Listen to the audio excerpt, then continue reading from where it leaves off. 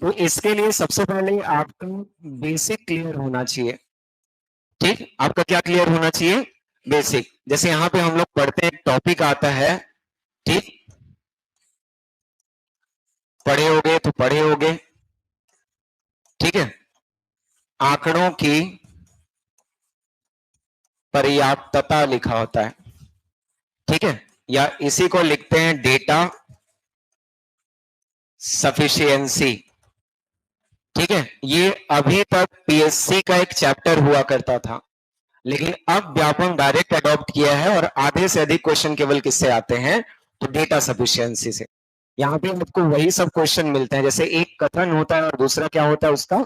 ठीक है, कारण होता है, तर्क होता है। जैसे कल देखे होंगे क्वेश्चन, ठीक है, कि वहां पे एक क्वेश्चन दिया था कि -3/0, ठीक, एक परिमेय संख्या है, उसके नीचे उसने लिखा था कि 0 और -3 दोनों क्या है?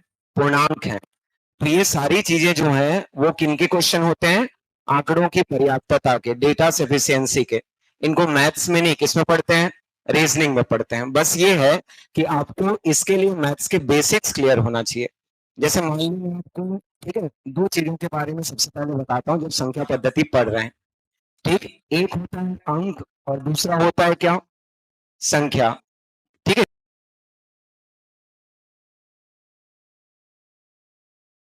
बोलते हैं डिजिट्स और इनको बोलते हैं क्या? नंबर्स। ठीक है, बताओ दोनों में क्या डिफरेंस होता है? अंक से मिलकर संख्या बनता है, चलो ये भी सही है कि अंकों से किसका निर्माण होता है? संख्या का। मान लो मैं आपसे दो क्वेश्चन करता हूं, ठीक, इन दोनों क्वेश्चन के आंसर करना, क्योंकि ऐसे क्वेश्चन मिलते हैं और आपको आना चाहिए। एक मैंने लिखा कि सभी अंक संख्या है, और एक मैं लिख रहा हूं क्या? सभी संख्या अंक हैं। सबसे पहले तो ये बताओ कि दोनों सेम क्वेश्चन है कि दोनों अलग अलग क्वेश्चन है? आज मैं थोड़ा सा बेसिक ले रहा हूं ना, कल से मैं प्रॉपर टॉपिक पे, ठीक है, शुरू कर दूंगा, क्वेश्चन आंसर शुरू कर दूंगा। ठीक है, बताओ सभी अंक संख्या है, सभी संख्या अंक है, ठीक, आधे से अधिक लोग को दोनों क्वेश्चन क्या लगता है? सेम लगता है, ठीक, लेकिन दोनों सेम है क्या?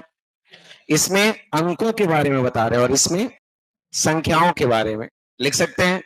दोनों, पहली बात तो ये कि सेम क्वेश्चन नहीं है, ठीक है। दूसरा चीज, दोनों के दोनों सही होंगे क्या? पॉसिबल है? तो याद रखना, दोनों सही नहीं हो सकते हैं, उनमें से एक सही होगा और एक क्या होगा? गलत होगा। तो जब इनके लिए आप पढ़ते हो कौन सा सही कौन सा गलत, ठीक, तो कौन सा सही कौन सा गलत? पहला क्या है? पहला क्या है? सही है, सत्य है, और दूसरा असत्य है। ठीक, जब इनके लिए आप ग्राफ बनाते हो ना, तो देखो आगे चल करके हम लोग न्याय निगमन पढ़ेंगे, ये आपके टॉपिक में है, ठीक, तार्किक तर्क जो होते हैं। तो इसको जब आप लिखोगे तो अंदर का कॉलम किसका होता है? अंक का, और इन्हीं को लेकर के हम लोग क्या बनाते हैं? संख्या बनाते हैं, लिखते हैं ऐसा। तो सभी अंक जो है वो क्या होते हैं? संख्या होते हैं, ठीक, उसमें लिखा होता है एवरी डिजिट्स आर नंबर्स करके। ठीक है, अब अंक किसको बोलते हैं और संख्या किसको बोलते हैं? तो संख्या को तो बता दिए कि अंकों से ही मिलके क्या बनता है? संख्या बनता है। तो अंक का डेफिनेशन या उसकी परिभाषा क्या होती है?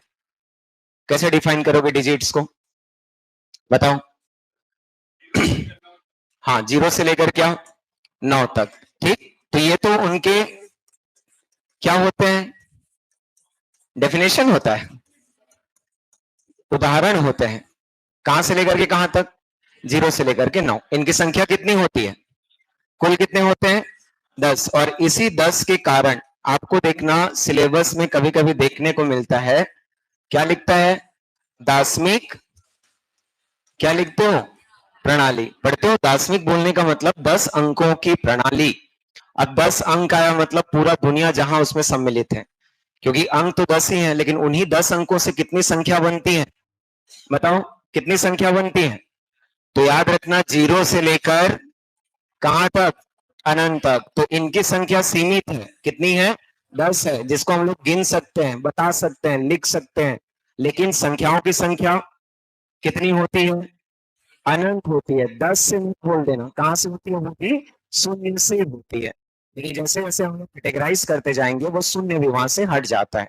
और कहां से हम लोग शुरू कर देते हैं, एक से लेकर के अनंत तक करते हैं ऐसा। ठीक, तो देखो अंकों को कैसे डिफाइन करते हैं, तो अंकों का डेफिनेशन बाकी सबसे अलग होता है। ठीक, कि हम लोग इनके लिए जब देखते हैं, जैसे हर सब्जेक्ट का अपना एक क्या होता है, इतिहास होता है। तो ऐसे मैथ्स का भी क्या रहा, इतिहास रहा। ठीक है, उसमें हम लोग दो प्रणाली पढ़ते हैं, अभी मैं नहीं बता रहा हूं, उसको आगे चल करके ठीक है मैं कभी किसी क्लास में डिस्कस करूंगा। ठीक, तो दो प्रणाली लिखते हैं, एक होता है हिंदू अरेबिक प्रणाली या इसी को इंडो अरेबिक सिस्टम बोलते हैं, और एक होता है इंटरनेशनल सिस्टम, अंतरराष्ट्रीय प्रणाली। ये दोनों को इसलिए बता रहा हूं क्योंकि आज जमाने में मिलियन बिलियन चलता है। ठीक है, और एक समय था जब हम लोग बात किसकी करते थे, लाख और करोड़ की। ठीक है, क्वेश्चन पूछता है कि 1 मिलियन किसके बराबर होता है, क्वेश्चन पूछता है 1 बिलियन किसके बराबर होता है।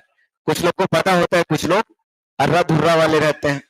ठीक है, तो दोनों को ध्यान रखना। 1 मिलियन कितने के बराबर, 10 लाख की 1 लाख क्या होता है, 10 लाख। 1 मिलियन किसके बराबर, 10 लाख। और 1 बिलियन, 1 करोड़ क्या होता है, 10 करोड़ की 100 करोड़।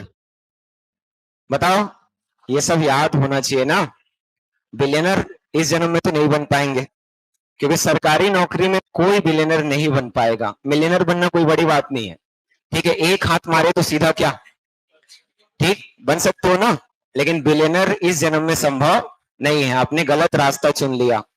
ठीक है, कुछ और रास्ता चुनते तो हो सकता है आप खरबपति बन जाते, और खरबपति का मतलब ही क्या होता है, बिलियनर होता है। तो 1 बिलियन किसके बराबर, ठीक है 100 करोड़ या फिर 1 खरब के बराबर होता है, अच्छे से याद रखना। और 1 मिलियन 10 लाख के बराबर होता है। कुछ लोग अभी भी मिलियनर बैठे होंगे।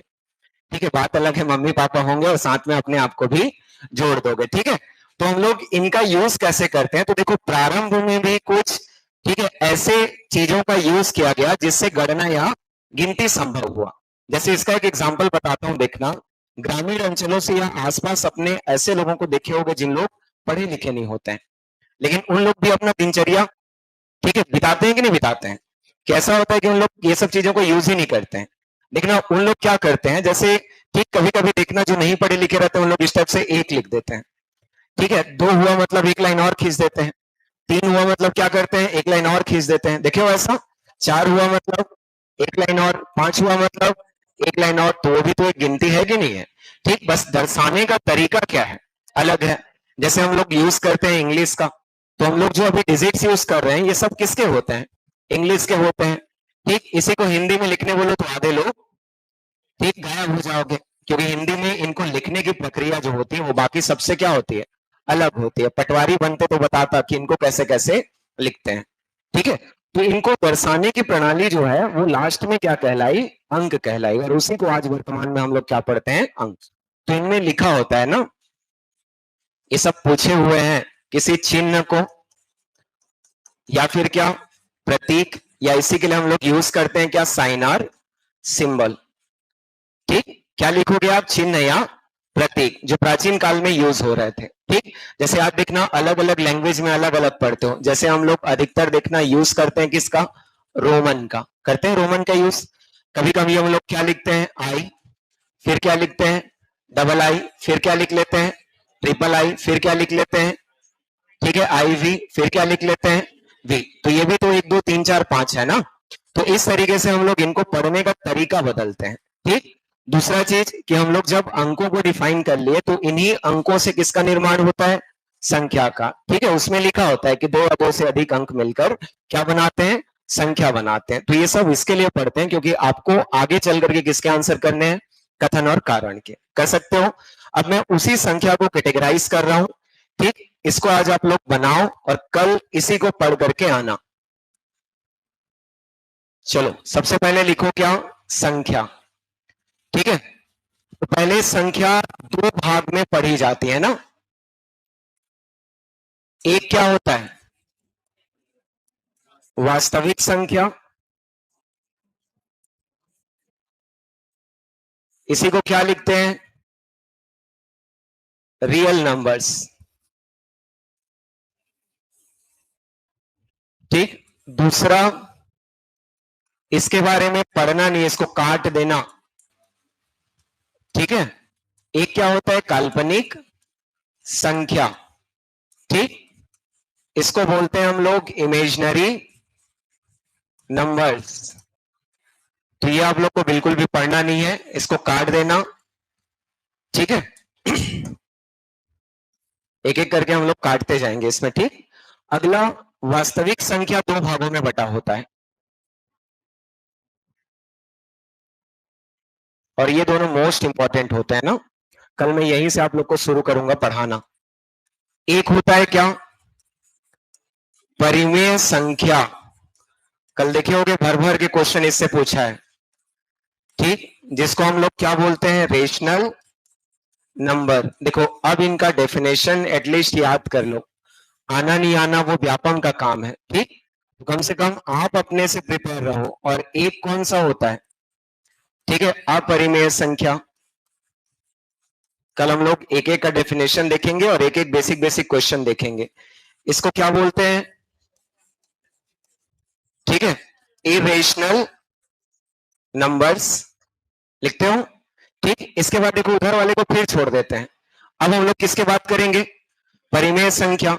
तो परिमेय संख्या का डेफिनेशन आप लिख करके रखे रहते हो ना, कि इसको हम लोग क्या करते हैं, तो P बाई क्यू के रूप में डिनोट कर सकते हैं, या फिर जिसको अंश और हर के रूप में लिख सकते हैं। कल का क्वेश्चन रहा है, जो आप नगर सेना का एग्जाम दिए या फिर जिन लोग नहीं दिए हो, पेपर देखोगे तो उसने कथन और कारण में इस चीज को, ठीक है, दिया था कि एक परिमेय संख्या जो है वो कैसे डिफाइन की जाती है।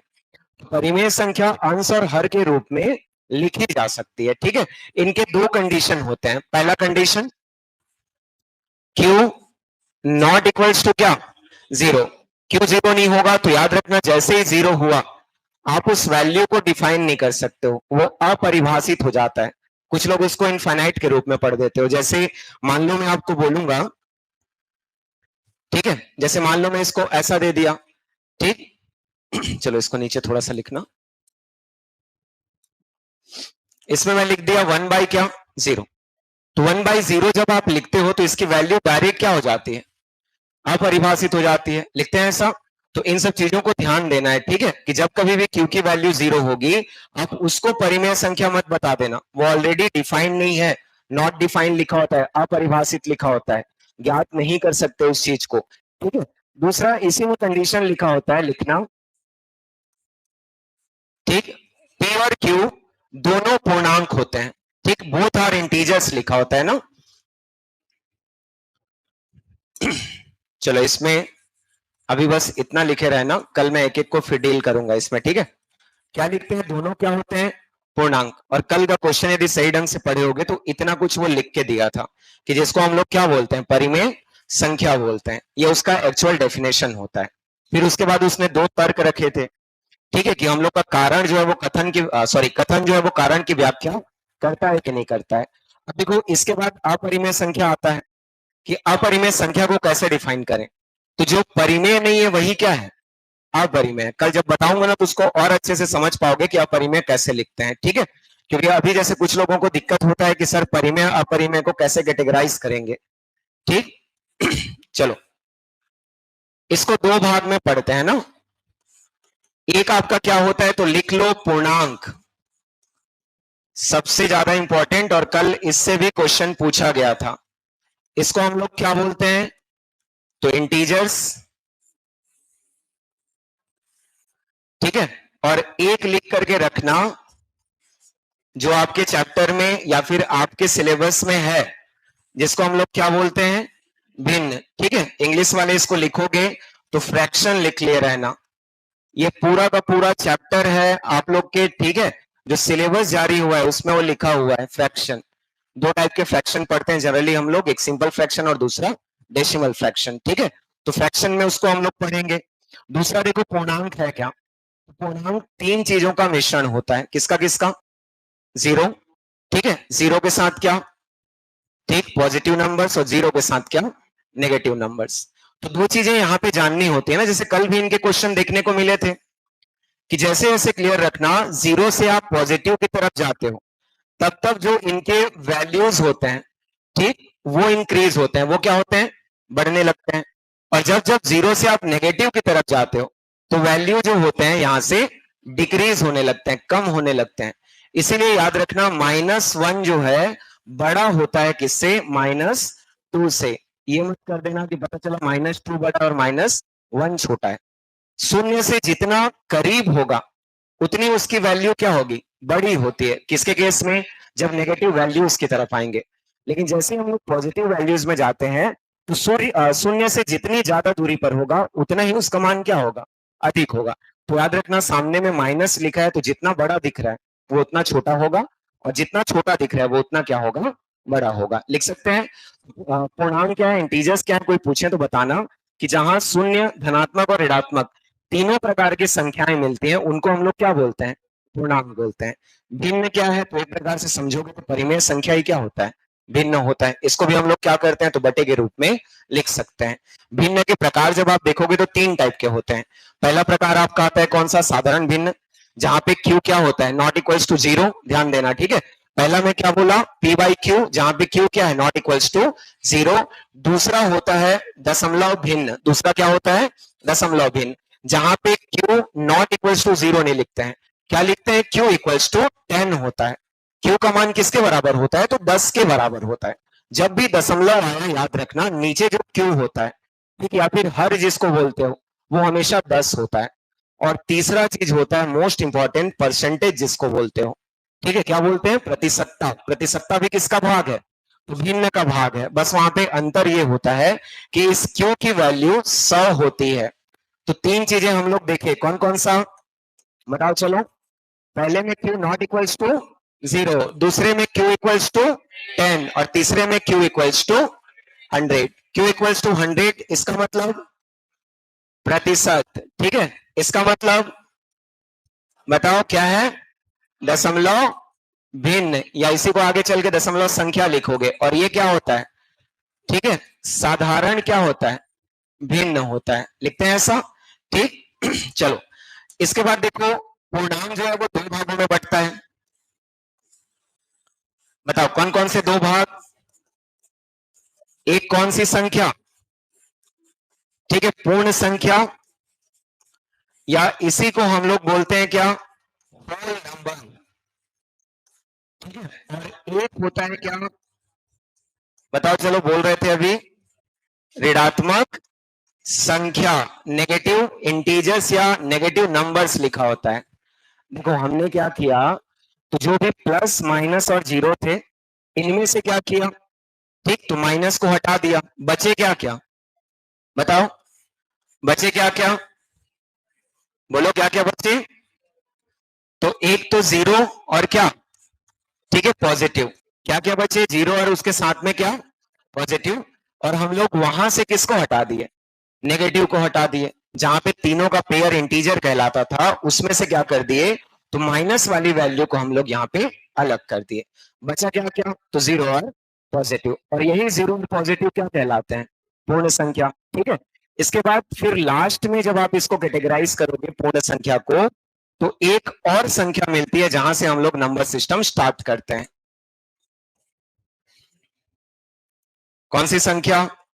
तो एक तो शून्य होता है, ठीक है, और एक क्या होता है? तो यहां पे क्या लिखोगे? प्राकृत संख्या, ठीक है। या इसी को क्या लिखते हैं? नेचुरल, ठीक, नंबर्स। सबसे ज्यादा इंपॉर्टेंट होता है नंबर सिस्टम के लिए कौन सा? ठीक है, प्राकृत संख्या, ठीक है। तो ध्यान से करना, ठीक। शून्य के लिए देखो क्वेश्चन कैसे पूछता है, बताओ शून्य पॉजिटिव है कि नेगेटिव है? क्या होगा?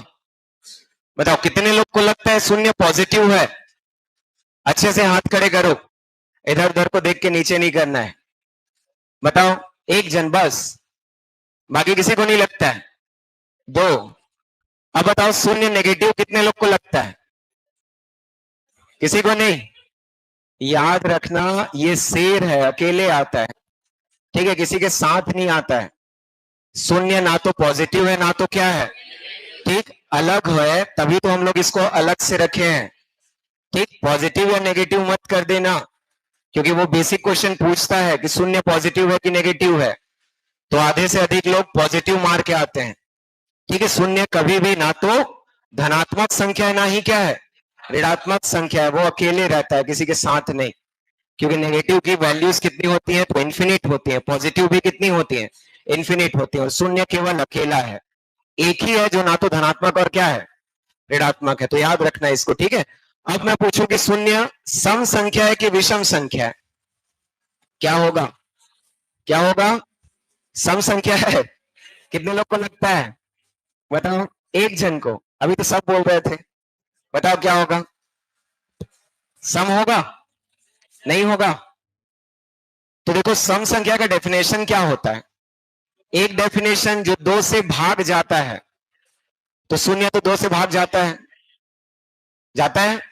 दूसरा चीज, इकाई अंक जो है वो या तो शून्य होना चाहिए, दो होना चाहिए, चार होना चाहिए, छह होना चाहिए, या फिर आठ होना चाहिए, तो वो बेचारा तो दोनों प्रॉपर्टीज फुलफिल कर रहा है, ठीक है। जीरो दो से डिविजिबल भी है और उसका लास्ट डिजिट जीरो भी है, तो उसके पास तो पूरी प्रॉपर्टी है कि वो क्या है, सम संख्या है, ठीक। तो याद रखना शून्य को सम संख्या में लेते हैं, लेकिन अभी भी यदि आप थीसिस वगैरह पढ़ते हो, ठीक है, खैर वो पढ़ते नहीं होगे, नॉन मैथ्स वाले इतने सारे होगे, तुम लोग थीसिस क्या पढ़ोगे, ठीक है। तो बोलने का मतलब है कि अभी भी जीरो जो है उस समय के विषय में उसमें भी विवाद चल रहा है, बाकी प्रॉपर्टीज की कैसी है, सम संख्या जैसी है, ठीक।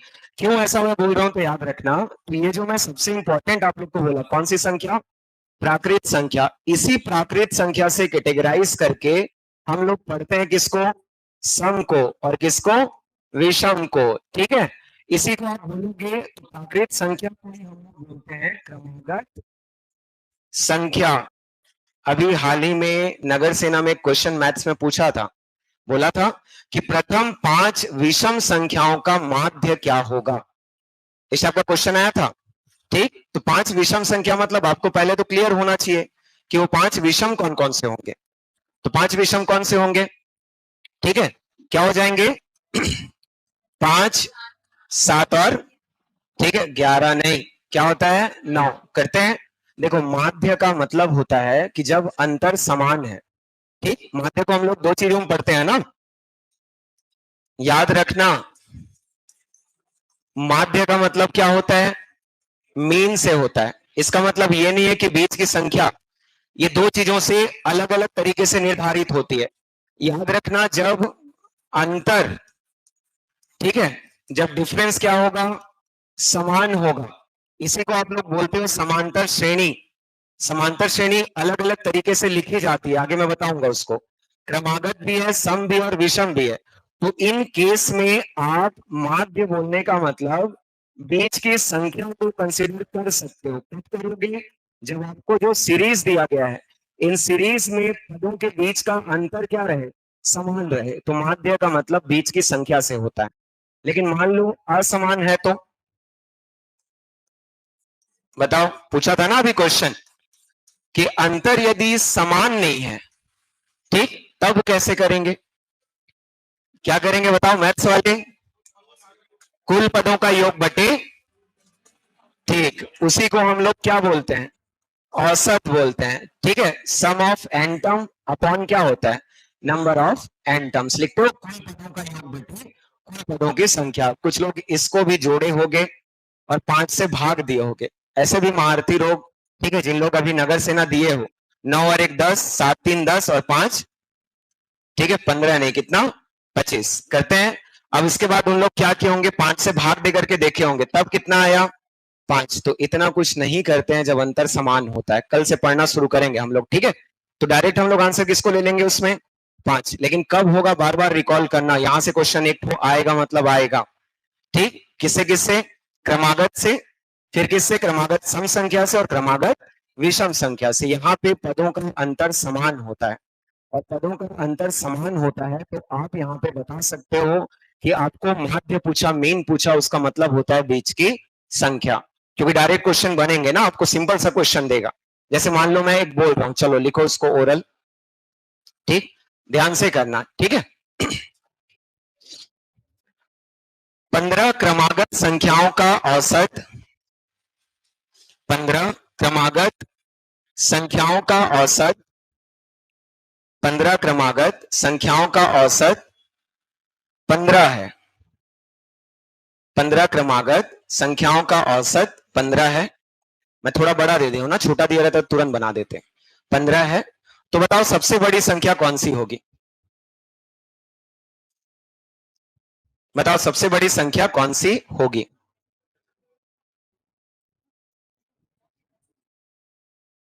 15 क्रमागत संख्याओं का औसत 15 है, तो सबसे बड़ी संख्या कौन सी होगी? ठीक है। कितनी संख्या, कितनी संख्या है? 15। तो बीच की संख्या क्या लिखेंगे? औसत दिया है ना, याद रखना। क्रमागत संख्या मतलब पदों का अंतर समान होता है, तो बीच वाले को क्या लिख दो? ठीक है, 15 लिख दो। लिखेंगे 8 नहीं, कितना होगा? 15। ये कौन सा पद है? बीच वाला, मतलब कौन सा है? 8वां है। बड़ा पूछा है तो आगे 15वां निकाल दो। 9वां क्या होगा? 16, 10वां, 17, 11वां, 18, 12वां, 19, 13वां, 20, ठीक है, 14वां, 21 और 15वां कितना होगा? 22। तो आपका आंसर क्या हो जाएगा? 22 लिख सकते हैं। छोटा पूछता तो वापस रिवर्स ले आते। ठीक है, कल मैं बताऊंगा, फिर हड़बड़ाने की आवश्यकता नहीं है। ठीक है, तो प्राकृत संख्या से क्या क्या हम लोग पढ़ेंगे? सम और क्या? विषम। इसी का एक भाग होता है जिसको आप पढ़ोगे भाज्य और किसके रूप में? ठीक है, अभाज्य के रूप में।